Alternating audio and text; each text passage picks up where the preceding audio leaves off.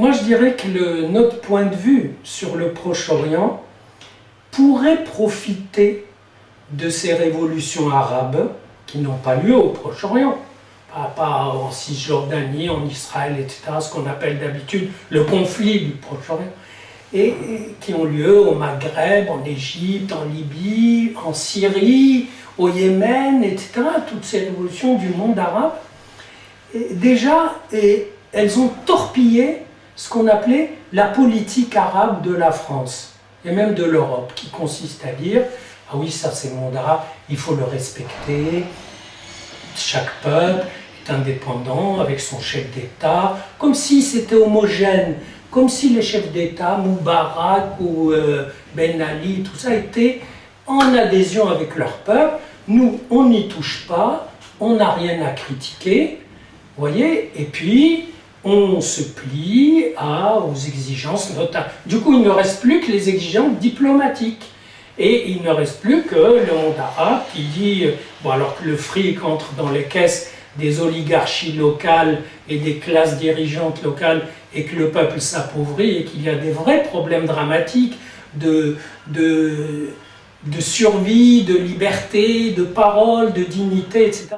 Les opinions en Europe restent sur l'impression que il manque plus que une signature de paix entre Israéliens, Palestiniens, un accord avec la Syrie, un accord avec l'Égypte, l'accord aussi du Maghreb, de l'Arabie, etc. Voilà. Et puis, avec toutes ces révolutions, la donne est changée. Qui était Moubarak? Qui était la Tunisie? Qui est Assad qui est en train de se faire déborder par son peuple, etc.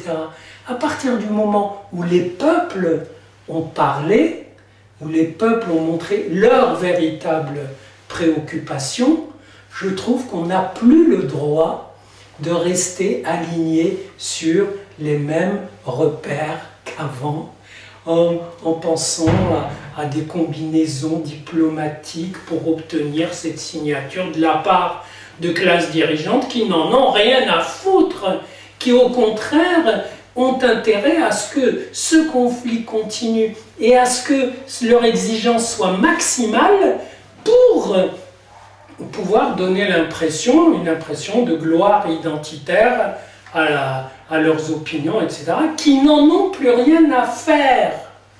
Et moi j'ai le sentiment que si, et dans un avenir proche, ça paraît improbable, mais si on faisait un référendum dans ces pays, en Syrie, en Jordanie, dans les territoires palestiniens, en disant « Est-ce que vous voulez qu'on fasse la paix avec Israël et qu'on le reconnaisse comme l'État des Juifs et qu'on fasse des arrangements de frontières pour créer un État palestinien ?» Ok, je suis sûr que la majorité accepterait tout simplement parce que leur vrai problème est ailleurs, leur problème d'existence, leur problème de vie, le problème de construire quelque chose.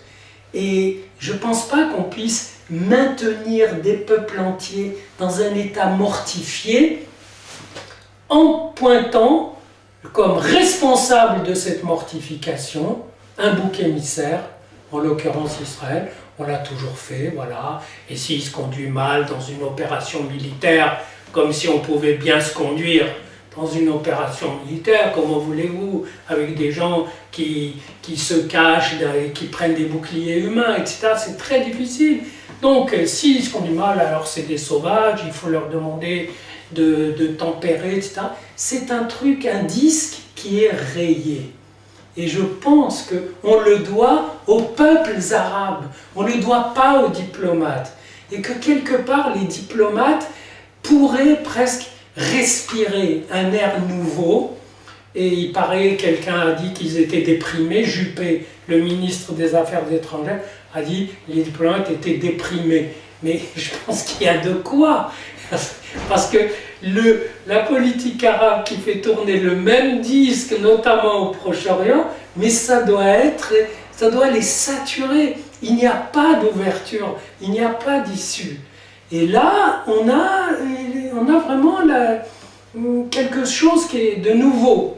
qui s'ouvre et qui devrait amener les gens peut-être à se décaler un peu par rapport à cette propagande qui pose normalement, logiquement, etc. qu'Israël là-bas c'est comme la France en Algérie, c'est des colons, d'ailleurs on a dit une famille de colons entre guillemets, de gens qui étaient installés là où ils pouvaient s'installer, a été assassiné, et parmi eux un bébé colon, c'est-à-dire voilà, un bébé colon.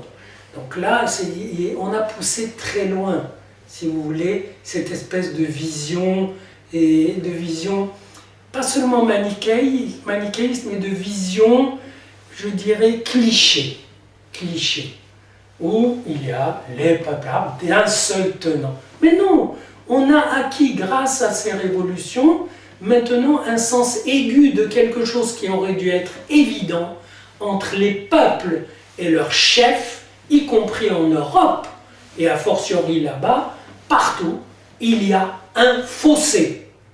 Ce fossé se franchit de temps en temps, ou pas du tout. Et ce fossé est quelquefois signal de renouveau possible.